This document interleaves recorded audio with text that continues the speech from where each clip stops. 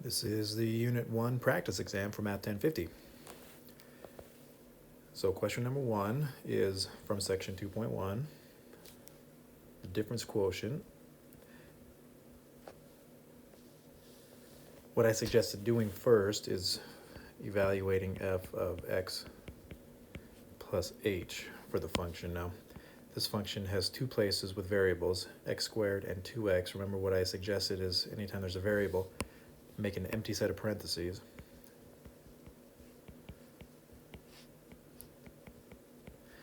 And then the x plus h fills in the parenthesis. And we got to simplify this.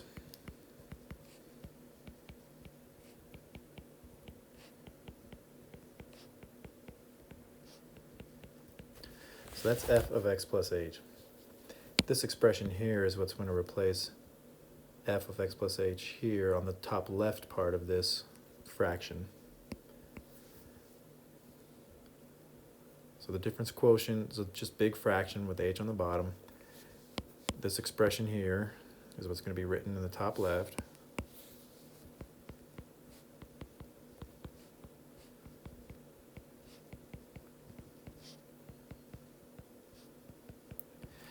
And then we need to subtract an entire function. And like I said in class, when you're subtracting a function, the safest way to do that is to subtract the function in a parenthesis.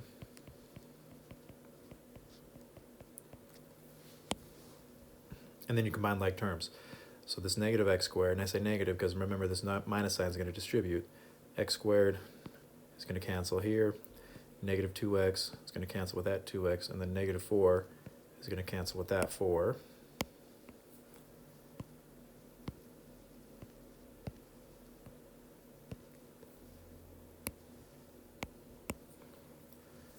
So then what's left over in the numerator are only terms that have h as a factor.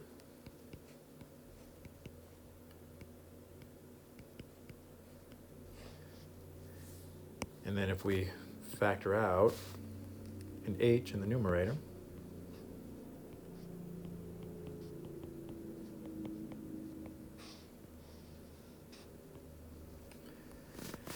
then the h's cancel. You have 2x plus h plus 2 as the difference quotient. Question 2 is also from section 2.1, finding the domain of a few different types of functions here. What we talked about for these functions, rational functions, is we need to first focus on the denominator because that's where we're going to have exclusions from the domain, and it needs to be in factored form. So first step would be to factor the denominator.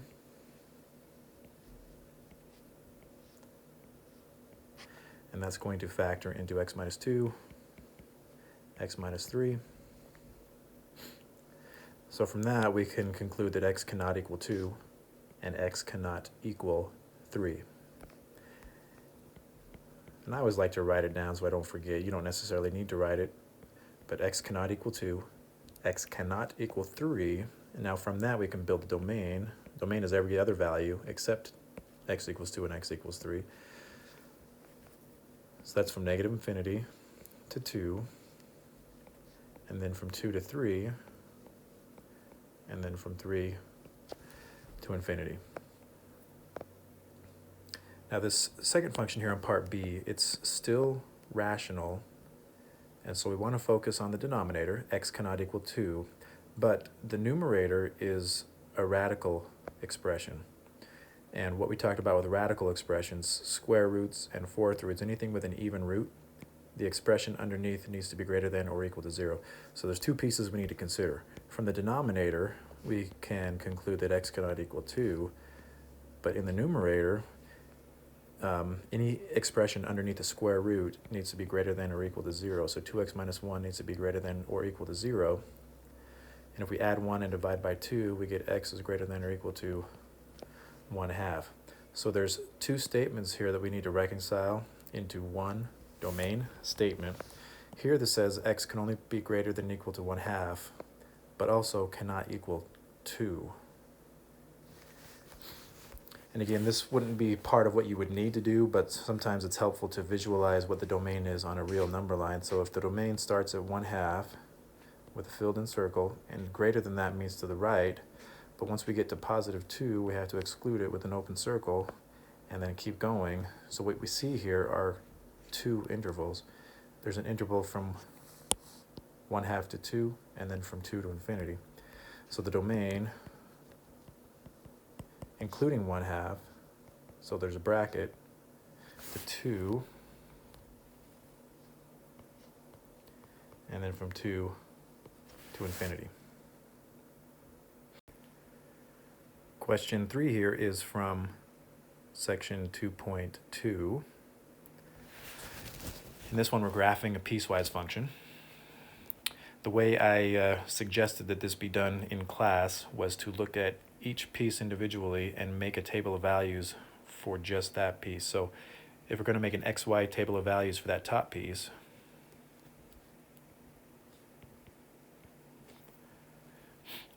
then we have to choose our domain based on this domain description here. It says x has to be strictly less than -2. Now, if you remember our discussion in class, it's always a good idea to include these boundary numbers here, like -2 or -2 and 1 and 1 here. You want to include these boundary numbers in your table of values. Even though here it says x is strictly less than -2, I still want to graph a point at -2, and just remember that it needs to be an open circle. So I am going to include -2 as an x value, and then any other x value that's less than -2, so -3, -4, and so on. So this table of values is only relating to this top piece. So if I plug in -2 then into the function for x, -2 plus 2 is 0. If I plug in a -3 for x right here, -3 plus 2 is -1. And if I plug in a -4 for x, -4 plus 2 is -2. So now I've got 3 points I can graph. -2, 0. And remember, that's where I'm going to place an open circle, because x cannot equal -2 here. It has to be just less than it. The -3, -1, and -4, -2. And it has to be pointing in the left, because x is less than -2 in this direction. Now the middle piece, here, I'm going to make a table of values. And the domain descriptor here says x is between -2 and +1. So I want to start with -2 and end with +1, and you can do a few values in between, like 0. Those are your x values. And then you are going to plug these x values into this piece of the function, but there isn't a variable to plug anything into. There is only one possible output value, -3. So -3 is going to be your output for every input in that piece of the function. And then at -2 and at +1, since it equals or includes both of those, then these can be closed circles at these two endpoints. So -2, -3 is a closed circle. 0, -3, 1, -3. So it's just a horizontal line between -2 and +1. Now this piece here, this bottom piece, if we did a table of values for that, it says we need to choose x values that are greater than 1. Not greater than or equal to 1, but greater than 1. But again, we always want to include that boundary number in the table of values, and that's just going to be an open circle there. And then anything greater than that, so 2, 3, and so on. Plug in those values here. 1 squared is 1. 2 squared is 4. And 3 squared is 9. And just remember, that's an open circle on 1, 1. And then 2, 4, 3, 9. So this is just the right side of a parabola.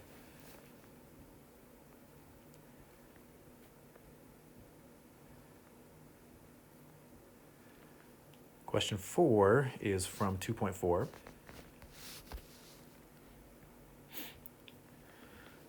Well, except for part D, a one-to-one function, that was from 2.8, but most of this is from 2.4. So first we need to evaluate the function f of 1, find f of 1.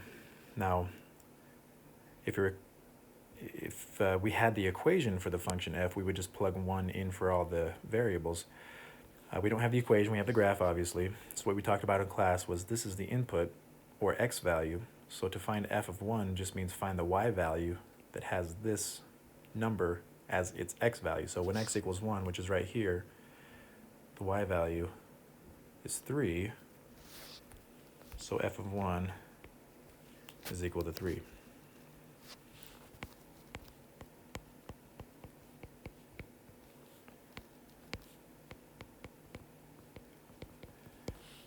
Okay, for part B, domain and range, the domain is the set of all possible x values or input. So we're looking on the x-axis. So anything that's less than -4 is not going to be in the domain because there aren't any function values or there's no pieces of the graph to the left of -4. So -4 is the first input or the lowest value input that produces an output. So -4 is in the domain. All of these values from -4 to -3 to -2, all of these values are in the domain all the way up to +4, but since there's an open circle on +4, we're not going to include that. We are going to include -4 because it's a filled-in circle. So the domain would be -4 to +4 with a parenthesis around +4. Now the range, we're going to look on the y-axis because the range is the set of all possible outputs or y values. So y values, there aren't any y values on the graph that are higher than +3, nor are there any y values on the graph that are lower than -3. So -3 is the lowest bound all the way up to +3, which is the upper bound. And we need to consider now, do we use parentheses or brackets? Well, is 3 in the range? Is there a point on the graph where 3 is the y value? And the answer is yes, 1, 3 or -3, 3. So 3 is in the range, so we're going to include 3, as well as -3. So we go to this point, 3, -3. -3 is a point, a y value on the graph. So -3 is also included. And remember, you always do the lowest value first. So -3 comes first, +3 comes last, both included in the range.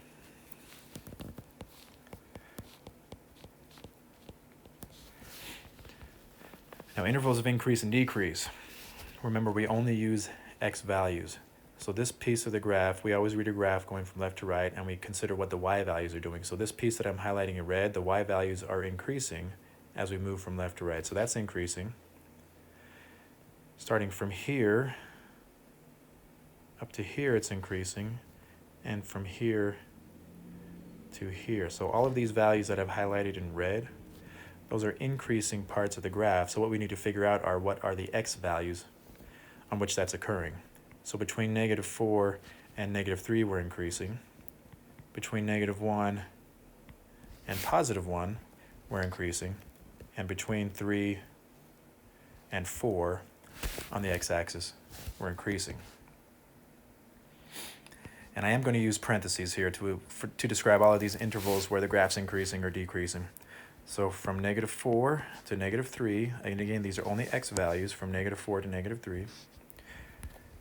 Also from -1 to +1, and from +3 to +4. Now, portions of the graph where it's decreasing, I'm going to highlight those in blue. There's a decreasing portion of the graph and a decreasing portion of the graph. So remember, we don't describe that from a point to a point. It's only values on the x-axis. So from -3 to -1, and from +1 to +3.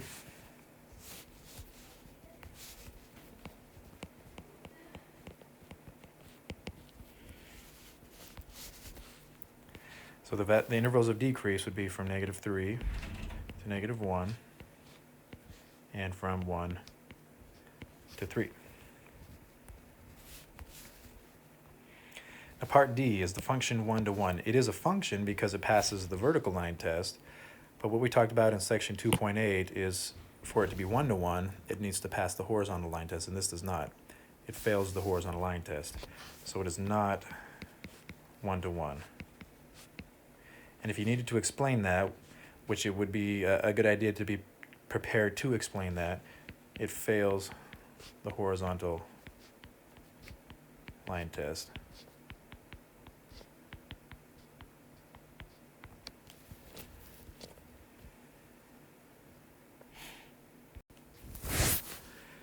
Question 5 is from section 2.4, average rate of change. The formula for average rate of change is just the slope formula. The way it was given in your notes for section 2.4 is f of x2 minus f of x1 divided by x2 minus x1. Well, this function here is not defined in terms of x, it's defined in terms of t, so all we need to do is change out the x's with t's, and I'm going to go ahead and label these as, since this is written first, that's going to be t1 and that's going to be t2. So the function or the equation or formula that we're going to use is f of t2 minus f of t1 divided by t2 minus t1. So we need to evaluate the function f of t2 and f of t1. Now t2 is negative 2, so this is going to be f of negative 2, and then t1 is negative 3, so this is f of negative 3. So all we need to do is plug in negative 2 and negative 3 into the function. So if you plug in a negative 2 into the function, that's going to be negative 2 squared minus 9 times negative 2. If we plug in negative 3,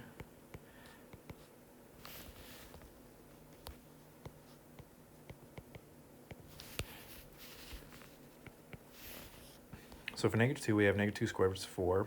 And then negative 9, negative 2 make 18. 4 plus 18 is 22. Negative 3 squared is 9. Negative 9, negative 3 make 27. So 9 plus 27 is 36. So f of t2, or f of negative 2, is just 22. So this is replaced with 22. F of t1, or f of negative 3, gets replaced with 36. So 22 minus 36 divided by t2 minus t1, or negative 3, negative 2 minus negative 3. This is negative 14 divided by a positive 1. Negative 14. Okay, question 6. This is from section 2.6. We need to write the write a new function, or the equation of a function, starting with cube root of x, but it needs to show a shift to the left of 3 units, up 3 units, and reflected across the x-axis.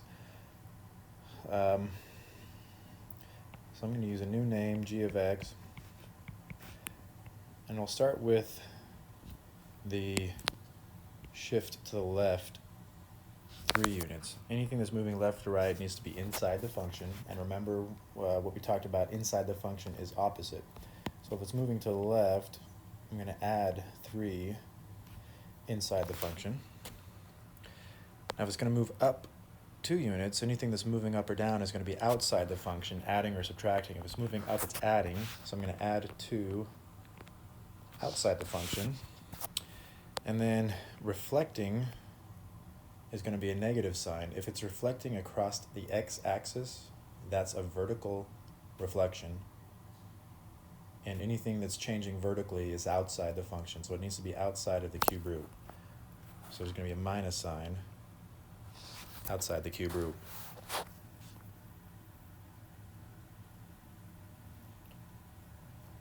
Question 7 is also from section 2.6. We need to sketch this function using transformations, and we need to have knowledge of what the parent function looks like. The parent function is absolute value of x. So if we were to sketch y equals the absolute value of x, remember that's just a v-shaped graph whose vertex is at the origin.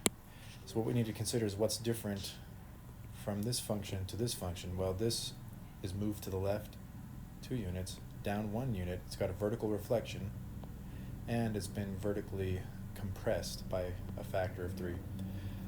So there's a few changes. So let's first address where this vertex is going to be. It moves to the left 2 units and down 1 unit. So left 2, down 1 puts it right here. So there's the vertex. And it is going to be flipped upside down, so the V shape is going to be upside down like that, but we need to also account for the vertical compression because of the 1/3 that's multiplying it.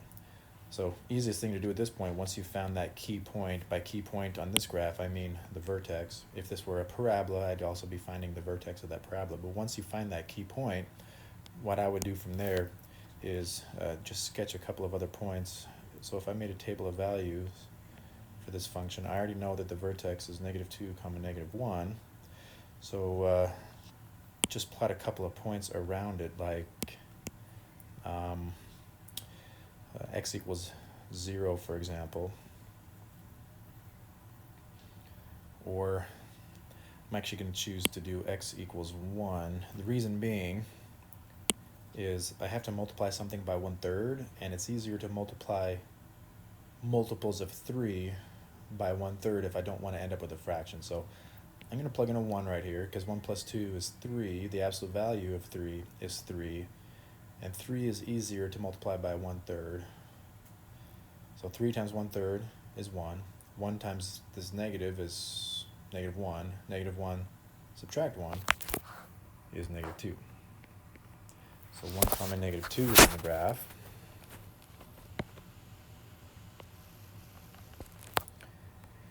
And I'm also going to do -5. I'm not just choosing random x values, I'm choosing specific ones because I have to multiply by 1/3, and -5 plus 2 is -3. The absolute value of -3 is +3. +3 times -1/3 is -1, and -1 subtract 1 is -2. So -5, -2 is a point on the graph. So you can see that it's still facing upside down, but it's a lot wider because it's been compressed vertically.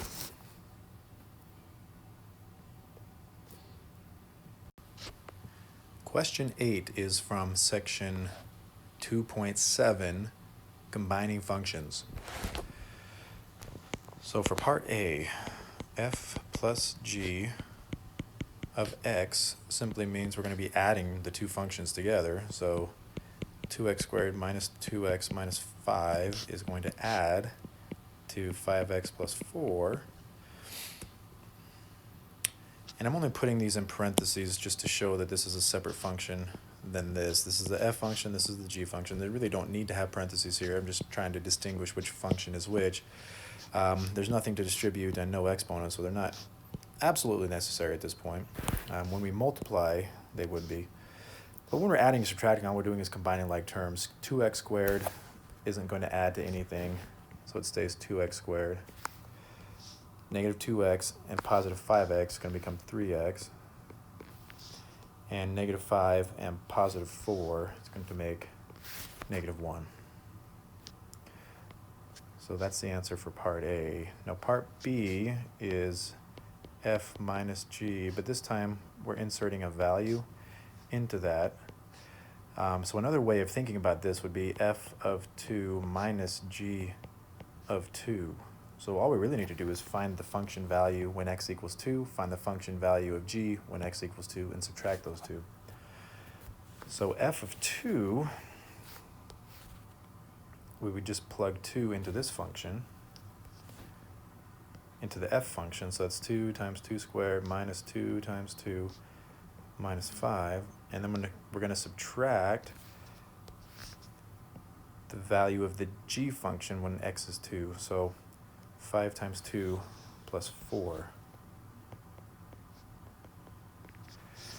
So this is the f function with 2 plugged into it, and I'm going to subtract the entire g function with 2 plugged into that. So we get 2 squared, which is 4. 4 times 2 is 8. 8 minus 2 times 2 means 8 minus 4, which is 4. 4 minus 5 is -1. And then 5 times 2 is 10, plus 4 is 14. So we get 15.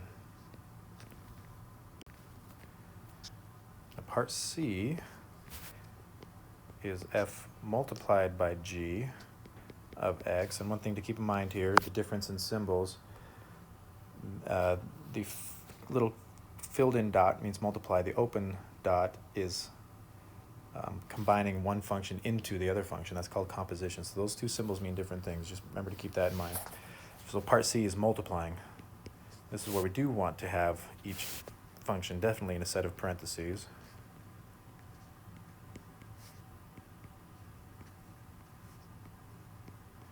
And we multiply it together using the distributive property. So 2x squared is going to multiply to 5x and to the 4. So that's going to make 10x to the third plus 8x squared. And then the negative 2x is going to multiply to the 5x and the 4. So that makes negative 10x squared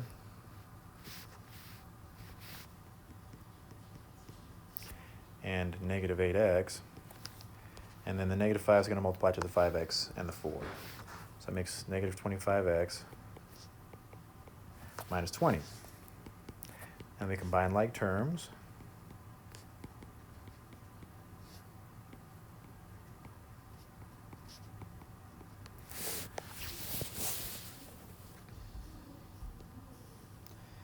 And that's the answer to part C. Part D, f divided by g of x. This is the easy one. We just need to place the f function in the numerator and the g function in the denominator. And we just leave it. Leave it as a fraction or as a rational expression.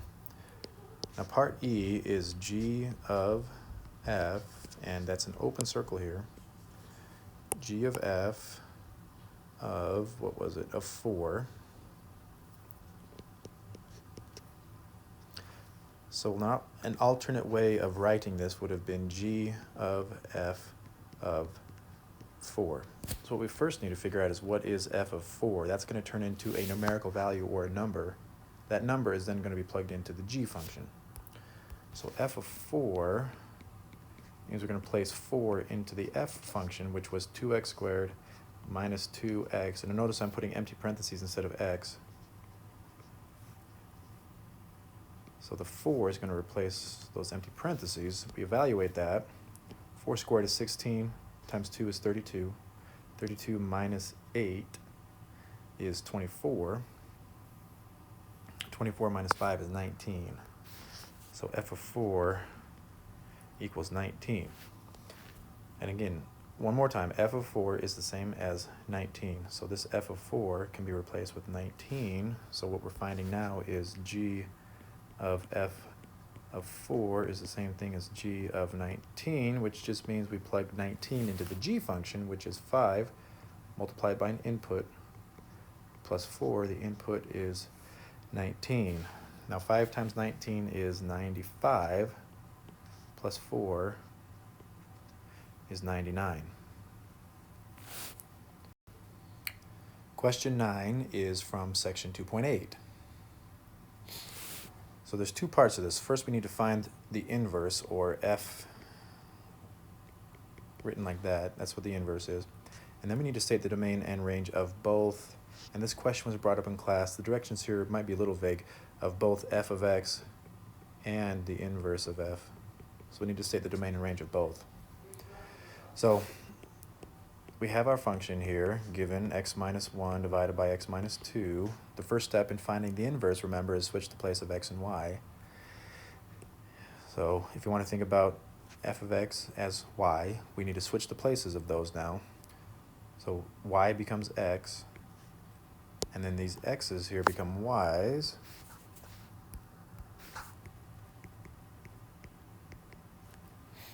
So that's the first step, switch the place of x and y.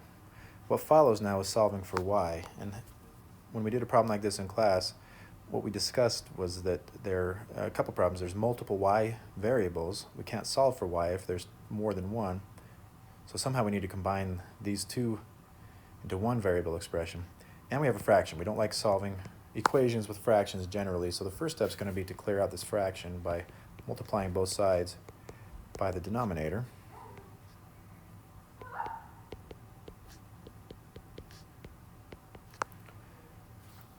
Now we still have a y variable here and a y variable here. This y variable is inside a parenthesis. We can't really do much with it while it's inside a parenthesis.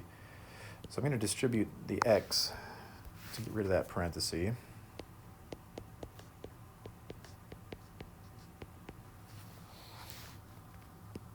Now, this y variable here needs to be on the same side of the equation as this. So I'm going to subtract this y over to here.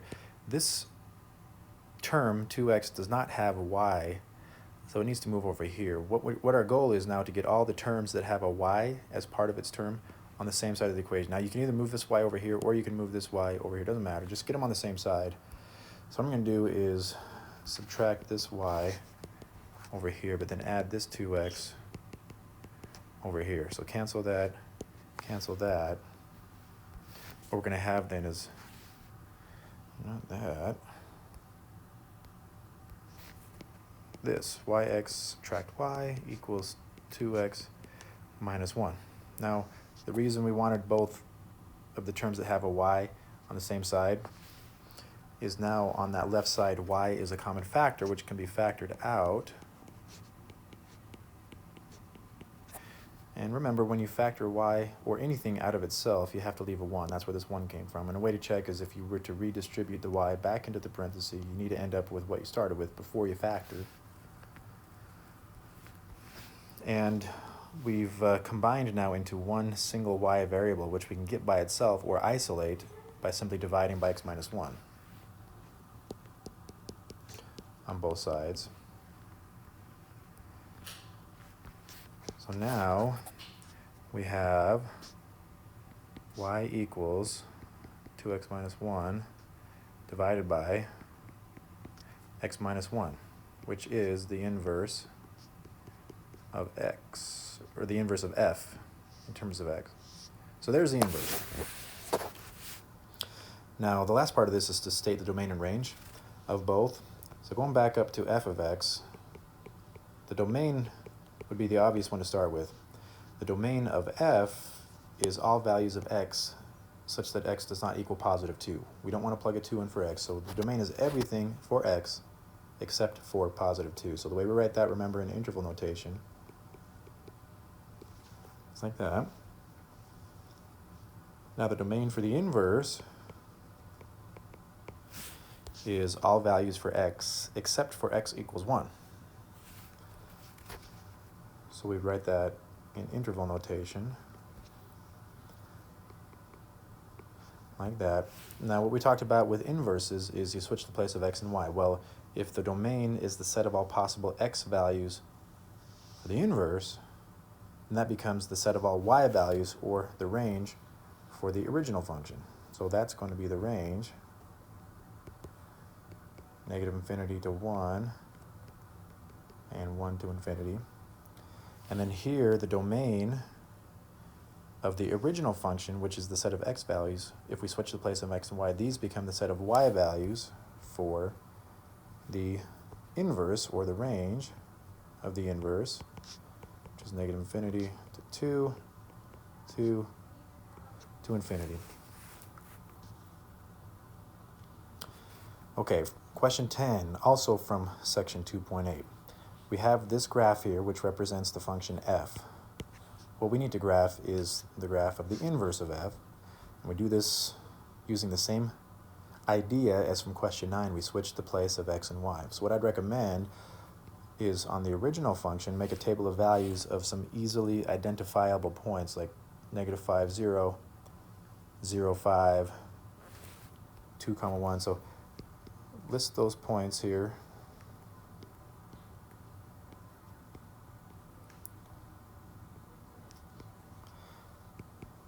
So this is a table representing the function f. Now if we wanted a table representing the inverse function, we switch the place of x and y. So all of these x values become y values.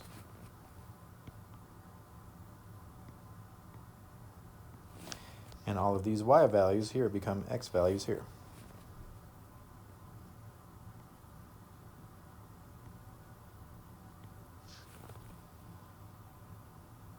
And we plot those points. So 0, -5 to 5, 0 to 1, 2